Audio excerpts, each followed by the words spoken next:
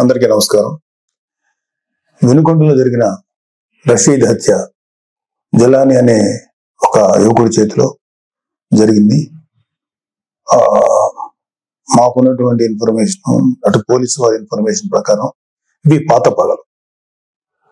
వాళ్ళకి మధ్యలో జైలుకి పంపాడని ఒక అతను, అందుకని పగబట్టాడని ఇతను, అతన్ని నడురోడ్డు మీద నరికి చంపారు. ఇది నిజంగా చాలా తప్పు, అది ఎవరు చేసినా సరే. కానీ మీరు దీనికి రాజకీయ రంగు పొలవటానికి ట్రై చేయకండి. మీరు ఫస్ట్ పాయింట్, వైసీపీ నేత జగన్మోహన్ రెడ్డి గారికి మర్యాదపూర్వకంగా చెప్పేది ఏంటంటే, ఇంతకాలం మీరు శవ రాజకీయాలు చేసే ఇంత దూరం వచ్చారు. జనాలు మీరు చెప్పే మాటల్ని నమ్మటం ఎప్పుడో మానేశారు. ఖచ్చితంగా ఈ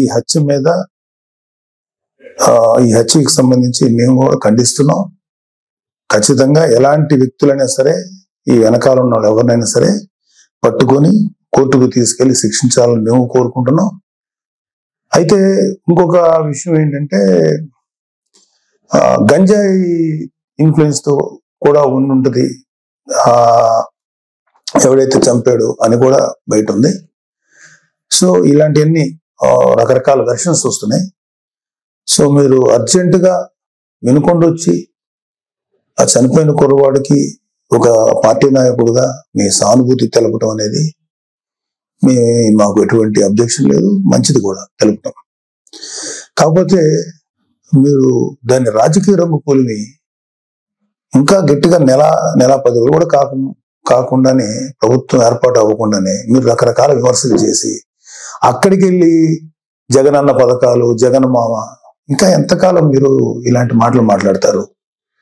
అధికారం ఉన్నప్పుడు నటించారు, అధికారం పోయినప్పుడు నటిస్తున్నారు. నటనల మీద పరిపాలన సాగదు.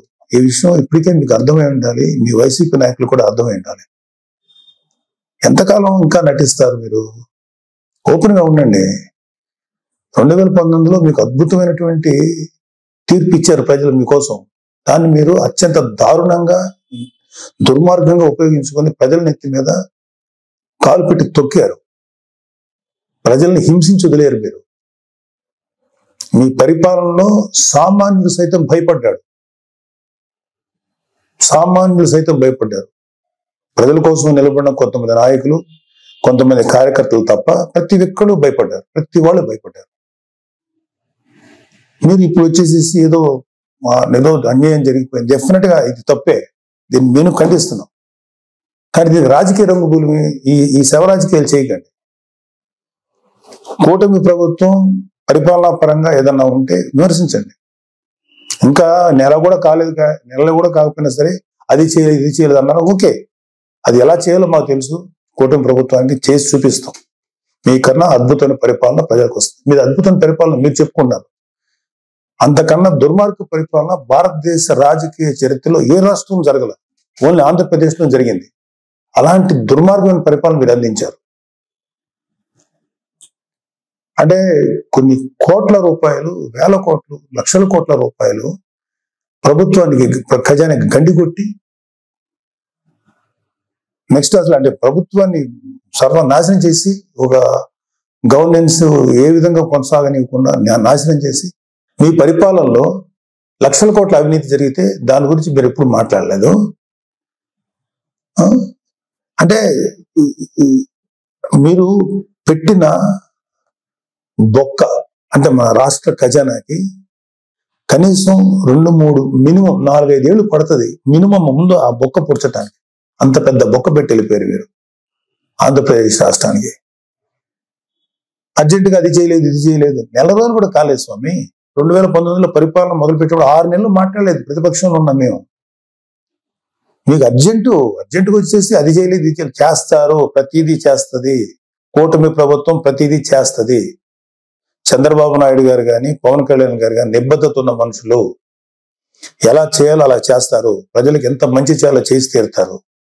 మీలాగా పర్ఫార్మెన్స్ లో దొంగ మాటలు చెప్పి తప్పించుకునే వ్యక్తులు కాదు, గుర్తుపెట్టుకోండి. సరే, ఈ సందర్భంగా మీకు కొన్ని సింపుల్ క్వశ్చన్స్ అడుగుతాను. దానికి మీరు ఆన్సర్ చెప్పగలిగితే వెరీ హ్యాపీ. మీరు ఇవాళ వినుకొండకు వచ్చి ఆ కుర్రాడు గురించి చెప్పారు, ఐఎమ్ ఓకే ఫర్ దట్. కానీ దానికి ముందు మీ అధికారం ఉన్నప్పుడు, మీరు సీఎంగా ఉన్నప్పుడు ఒక దళిత్ డ్రైవర్ని చంపేసిన మీ ఎమ్మెల్సీని అతని తప్పుని ఖండించకపోగా మీతో పాటు సగర్వంగా తిప్పుకున్నారే, అది తప్పని మీకు అనిపించలేదు? అప్పుడు అది దుర్మార్గంగానే, అది క్రూరంగానే అనిపించలేదా మీకు? డాక్టర్ సుధాకర్ అనే ఒక ఆయన్ని ఉద్యోగం ఊడబెరికి పిచ్చోడు చేసి రోడ్ల మీద చొక్కా కూడా లేకుండా పోలీసులతో తన్నించి, మీ యొక్క అనుగు పోలీసులు తన్నించి ఆఖరికి అతను చచ్చిపోయేలా చేశారే, అప్పుడు మీకు ఎటువంటి కామెంట్ చేయాలనిపించలేదా? వాళ్ళ అక్కని కొంతమంది వైసీపీ కార్యకర్తలు, గూండాలు సెక్సువల్గా హెరాస్ చేస్తుంటే అడ్డుకున్న అమర్నాథ్ అనే బీసీ కుర్రోడిని, మైనారిటీ తీరిన కుర్రోడిని పెట్రోల్ పోసి కాల్చి చంపేశారు కదా, అప్పుడు కూడా మీకేమి రియాక్ట్ అవ్వలేదా మీరు? అప్పుడు కూడా కనీసం ఒక మాట మాట్లాడలేకపోయారా మీరు? 32,000 మంది ఆడపిల్లలు అదృశ్యం అయిపోయారని చెప్పి పవన్ కళ్యాణ్ గారు చెప్పి కనీసం ఒక పోలీస్ రివ్యూ పెట్టండి అంటే కనీసం పోలీస్ రివ్యూ కూడా పెట్టకుండా 32,000 మంది ఆడపిల్లలు అదృశ్యం అయిపోతే అప్పుడు మీకు మాట్లాడటానికి నోరు రాలేదా? ఇప్పుడు మీ కార్యకర్తలకు లేకపోతే మీ వాళ్ళకి అన్యాయం జరిగిపోతుందని ఇంత మాట్లాడుతున్నారే, మీరు అప్పుడు కూడా మాట్లాడుంటే ఇప్పుడు మీరు మాట్లాడిన మాటకు విలువ ఉండేది. మళ్ళీ చెప్తున్నాను, అక్కడ వినుకొండలో జరిగింది నాకున్న సోర్సెస్ ప్రకారం అది పర్సనల్ గ్రెడ్జి, ఇద్దరు వ్యక్తుల మధ్యలో జరిగిన గడ్జి తప్ప రెండు పార్టీలకు సంబంధించినవి కాదు. అది మీరు ఖచ్చితంగా మీకు త్వరలోనే పోలీసు నిజాలు నీకు తేలుస్తారు, మీకు ఆన్సర్ చెప్తారు. అలాగే మీ వైసీపీ నాయకులు సామాన్య ప్రజలు అంటే నెలకు ఒక 10,000 20,000 సంపాదించే వాళ్ళు ఏదో వాళ్ళ పూర్వీకుల ఆస్తులు 100 గజాలు 200 గజాలు 300 గజాలు 400 గజాలు ఉంటే వాటిని అడ్డగోలుగా కబ్జా చేసి భయపెట్టి స్వాధీనం చేసుకున్నారే, అది మీ దృష్టికి రాలేదా? ఇన్ని కేసులు చూసాం మేము ప్రజల్లో దొరుకుతుంటే ఏ రోజు మీ నోట్ల నుంచి ఒక్క మాట కూడా రాలేదా? అది రైట్ అంటారా? ఏపీ ల్యాండ్ టైటిలింగ్ యాక్ట్ అని పెట్టి ప్రజల ఆస్తులను కాజేయటానికి మీరు ఎంత కుట్ర పన్నారు, దాన్ని మేము సమర్థవంతంగా ఎదుర్కొని ప్రజలకు తెలియబెట్టాక ప్రజలు వాళ్ళు సేవ అయ్యారు మీ దుర్మార్గమైన పరిపాలన నుంచి. అది మీకేమి తెలీదా? నిజంగా ప్రజలు ఇవాళ రెండోసారి మిమ్మల్ని రాకుండా ప్రజలు తమను తాము కాపాడుకున్నారు కూటమిని ఎన్నుకోవడం ద్వారా. అరే నా కళ్ళ ముందు నేను చూశాను, జంగారెడ్డిగూడెంలో కొన్ని ఒక 20-25 మంది సామాన్యమైనటువంటి పనులు చేసుకునేవాళ్ళు కల్తీ సారా తాగి చచ్చిపోతే మీరు శాసనసభ సాక్షిగా ముఖ్యమంత్రి అయ్యండి ఇది సహజ మరణాలు న్యాచురల్ గా చచ్చిపోయారంటారా? కల్తీ సారా తాగి చచ్చిపోతే కనీసం విచారించి ఆ కుటుంబాలకు ఏదైనా ఎక్స్గ్రేషియం ఏదైనా ఇచ్చి కదా మీరు మాట్లాడాలి. ఇది సహజ మరణాలు, ఒక కాన్స్టిట్యూషన్ ఎంతమంది చచ్చిపోతారంటారా? అది మీకేమి అసలు మీకు ఇచ్చేమనుకుంటున్నట్టు కూడా అనిపించలేదు. అప్పుడు కౌలు రైతులు కొన్ని వేల మంది ఆత్మహత్యలు చేసి చచ్చిపోయారు. వాళ్ళకి కనీసం సింపతి చూపించకపోగా ఏమాత్రం కొద్దిపాటి సాయం కూడా చేయలేదు మీ ప్రభుత్వం, వైసీపీ ప్రభుత్వం. వాళ్ళ కుటుంబాలు రోడ్డు పడిపోతుంటే వాళ్ళ కనీసం సానుభూతి కూడా లేదు మీ దగ్గర నుంచి. అదే తప్పు కదా మీకు? వాళ్ళ పిల్లలు రోడ్లు పడిపోయి నాశనం అయిపోతుంటే అదే రైతులు భరోసా, రైతులకు మీరు ఇచ్చేటువంటి ఇదే. ఒకసారి వెళ్ళి చూడండి, ఆంధ్రప్రదేశ్కి వెళ్ళి ఒక రైతును అడగండి వైసీపీ ప్రభుత్వం మీకేం చేసిందో. మాకన్నా కూడా మీ వైసీపీ పార్టీకి మాడు పగిలిపోయే ఆన్సర్స్ వాళ్ళే చెప్తారు. నేను చాలా తక్కువ చెప్తున్నాను. ఇంకా వర్షాలకి పంటలు పాడైపోయినాయండి, మాకేంటి దారి అని చెప్పి మీ వైసీపీ ఎమ్మెల్యేని అడిగితే రైతులు నెరిపప్పలనేంత చులకనగా మాట్లాడితే అరే తప్పు రావు ఇట్లా అనకూడదని అని చెప్పాల్సిన బుద్ధి చెప్పాల్సిన ఆ బాధ్యత లేదా మీకు? అప్పుడు మీరేం మాట్లాడలేదా? కాబట్టి మీ పరిపాలనలో గంజాయి డ్రగ్స్ విచ్చలవిడిగా అమ్ముడైనయే, విచ్చలవిడిగా జనాల్లో చలామణియే, బ్లేడ్ బ్యాచ్లు దుర్మార్గ మనుషులు తయారయ్యారే, ఎంతో మంది జీవితాలను పొట్టను పెట్టుకున్నారే. ఆ గంజాయిని ఆపాలను లేకపోతే ఆ డ్రగ్స్ ని కంట్రోల్ చేయాలనేటువంటి ఆలోచన మీకు రాలేదా? ఎందుకు వస్తుంది? మీ ఎమ్మెల్యేలు మీ కార్యకర్తలు ఎవరైతే ఉన్నారో ఇలాంటి పనులు చేసి వాళ్ళు అడ్వాంటేజ్ పొందుతున్నారు కాబట్టి మీరు కూడా ఏం మాట్లాడలేదు. ప్రజల పక్షాన్ని నిలబడి పోరాడుతున్న పవన్ కళ్యాణ్ గారు, చంద్రబాబు నాయుడు గారు ఇలాంటి నాయకుల్ని మీరు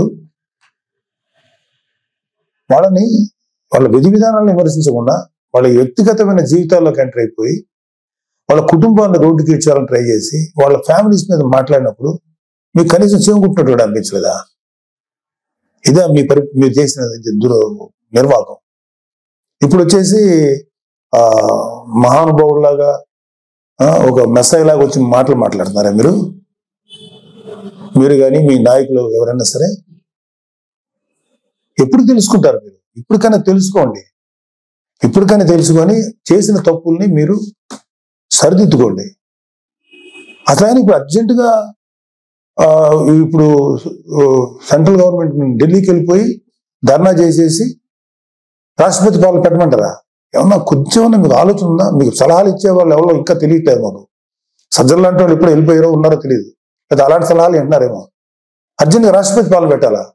నిజంగా రాష్ట్రపతి పాలన పెట్టాల్సి వచ్చిన పరిస్థితిలో ఉంటే మీ పరిపాలనలో ప్రజావేదిక కూల్చినప్పుడే పెట్టాలి రాష్ట్రపతి పాలన. అది మీ దుర్మార్గమైన పరిపాలనని పెట్టాలి. అప్పుడు పెట్టలేదే సార్. మీరు రేపు జరగబోయే సభలకి అటెండ్ కాకుండా ఉండటానికి ఓ కొత్త నాటకాన్ని, కొత్త స్టేజ్ని క్రియేట్ చేసుకుంటున్నారు. ఢిల్లీ వెళ్ళాలని ఓ పని చేయండి, మీరు వెళ్తే వెళ్ళండి ఢిల్లీ, మాకే అబ్జెక్షన్ లేదు.